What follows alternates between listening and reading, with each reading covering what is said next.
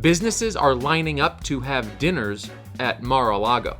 As soon as these words left President Trump's mouth, I always say tariffs is the most beautiful word to me in the dictionary. Companies started rushing to curry favor with his administration. And that's exactly what Trump wants. Tariffs are so much more than bad economics. They are crony capitalism at its absolute worst. Think about it logically. If you're the executive of a big corporation, or a wealthy entrepreneur, or just a billionaire with some friends, and you hear that Donald Trump is gonna impose tariffs, what's the first thing you're gonna do? Go ask him for an exemption to the tariffs, or for your competition to get tariffed. In this way, the Donald can act like the Don of a mafia organization, deciding whom he'll whack and to whom he'll grant mercy. When a tariff is imposed, the importer pays a tax. But do they just eat the cost out of the goodness of their hearts? No, of course not. They pass it straight to you via higher prices at checkout. When the government levies tariffs, you might think they're sticking it to foreign producers, but they're sticking it to all of us Americans. The Tax Foundation estimates that if the 2025 tariffs last a full year, it would amount to an average tax increase of $1,072 per U.S. household. And that's just the beginning. What happens when businesses start struggling, when jobs get cut, when other countries fight back? Congress gave the keys to presidents, and presidents are taking a joyride. You might wonder, does the president even have the authority to levy tariffs? Constitutionally, it's Congress that has the power to lay and collect taxes, duties, and tariffs. The U.S. Constitution explicitly grants Congress control over tariffs and trade. So why was President Trump able to unilaterally impose tariffs? Because over the decades, Congress has delegated its tariff power to the executive branch. And to be clear, Congress could take back control if it wanted to. In fact, there have been bipartisan efforts to rein in presidential tariff powers. For example, in 2018, the Trump administration used Section 232, which allows the president to impose tariffs for national security reasons, to tariff steel and aluminum. Then, in response, in 2019, senators introduced bills to require congressional approval for any tariffs imposed under that national security excuse of Section 232. The idea is that tariffs, which are, again, taxes on Americans, should get the same scrutiny as any other tax. But Congress long ago yielded the responsibility to declare war, and it has done the same with tariffs, finding it more politically convenient to let the imperial presidency and its ever-growing power assume that responsibility. Here's the thing about tariffs.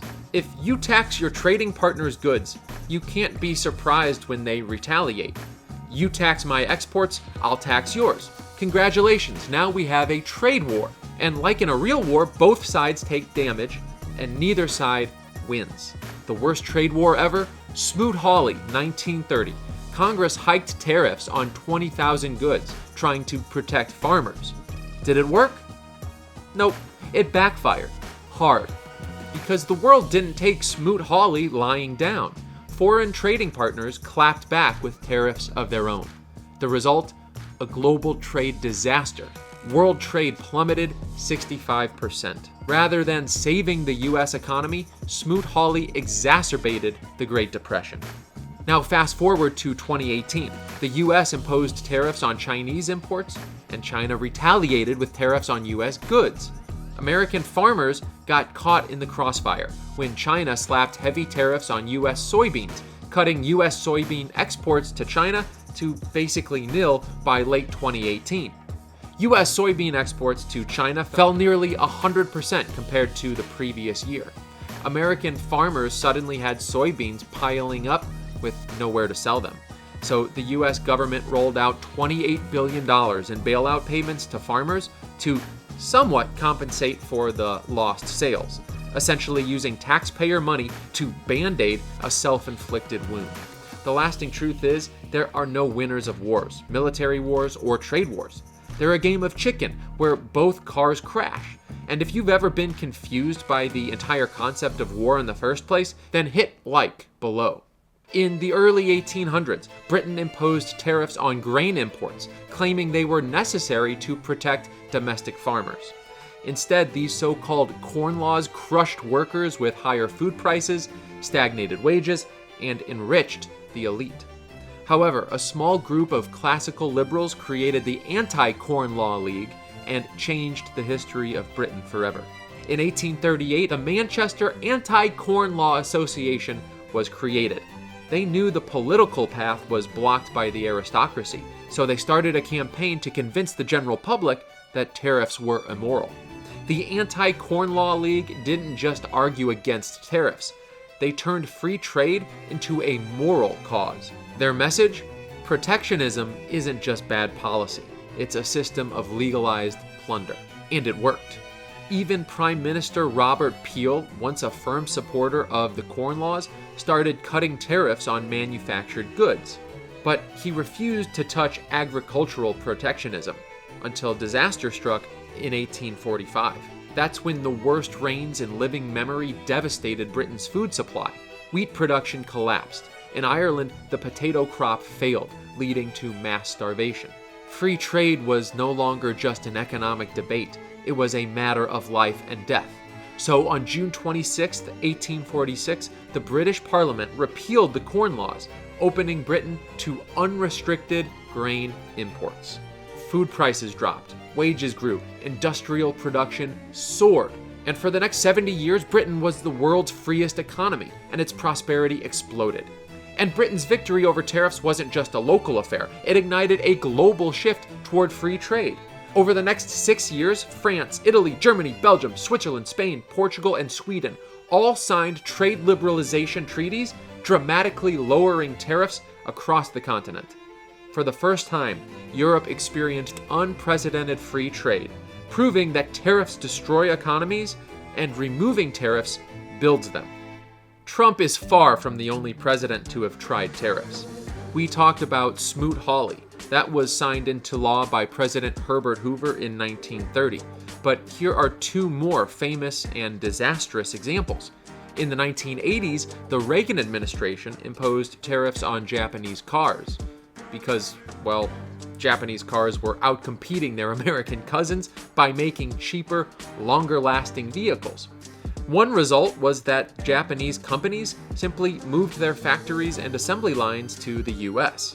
And in 2002, George W. Bush imposed a 30% tariff on steel, claiming the US steel industry was suffering without this assistance and would have to start laying people off if his administration didn't act. It was a double-edged sword because while it helped some American steelworkers, entire other industries that used steel suddenly faced higher costs, and they had to lay off workers. The Bush administration ultimately ended these tariffs early. Tariffs were once the primary source of the US federal government's revenue.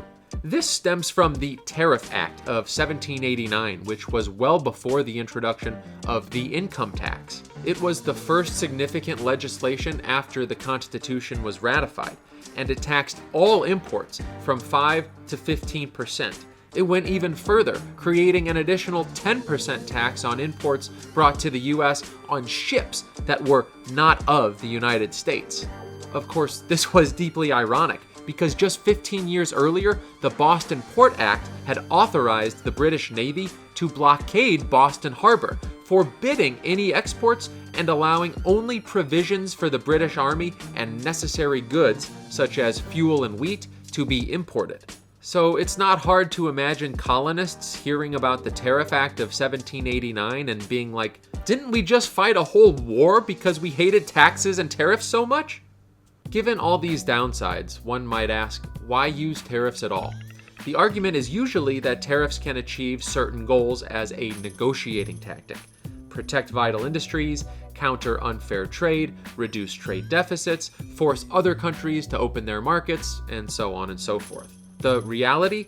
Tariffs often fail to achieve those goals or achieve them only partially while causing collateral damage. It's like taking a shotgun to shoot a fly. You might hit the fly, but you'll blow a hole in your wall, and maybe your foot too.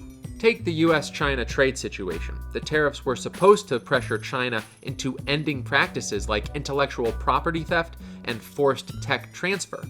The trade deficit was also a big talking point. We're losing $500 billion a year to China? The goal was to shrink it by making Chinese goods pricier and US goods more competitive. Initially, the trade deficit with China did drop in 2019 as imports from China fell, but imports from places like Vietnam, Taiwan, and Mexico went up, and US export gains were limited because of retaliation.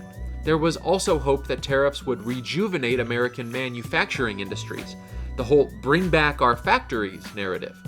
The result was more nuanced. A Federal Reserve study found that any gains in employment in protected sectors were outweighed by losses elsewhere.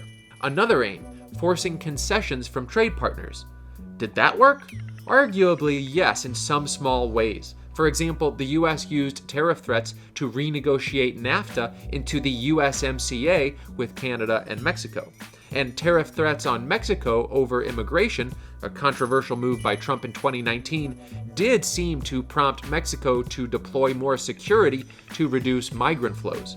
But mixing tariffs and non-trade issues was extremely unusual and contentious. Generally, larger countries can extract some concessions from smaller ones with threats of tariffs, although the underlying problems remain. And against a big player, tariffs just result in a standoff or in retaliation. Remember China's tariffs on US soybeans in 2018? And then American farmers suddenly had soybeans piling up, and then the US government spent $28 billion in bailout payments to compensate for their lost sales. So the US government creates a tariff. China responds with a tariff. The US, which was already subsidizing soybeans, introduces further subsidies to help those soybean farmers. And we covered this in a previous video. Subsidies, they've been studied extensively, and they have one main result, and that is they encourage farmers to grow more food. So they promote overproduction of food. Overproduction has led to cheap prices, particularly for ultra-processed junk foods, and those contribute to weight gain and healthcare costs and all kinds of other things. Oh, and those cheap prices she mentioned, those get blamed on foreign competition, of course. And how do you respond to foreign competition? With tariffs, obviously. So the government creates another tariff, and the cycle starts all over again. Here's a fact though. Although importers initially pay for these tariffs, because tariffs increase the overall cost of products, consumers end up paying for a good chunk of that increase. Importers, after all, can just pass those costs along. So yeah, tariffs aren't a win.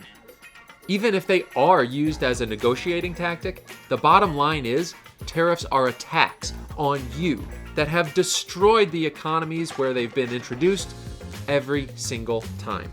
And if you've got an opinion on tariffs, let's hear it in the comments. And to keep learning about the ideas of free markets, watch these two videos.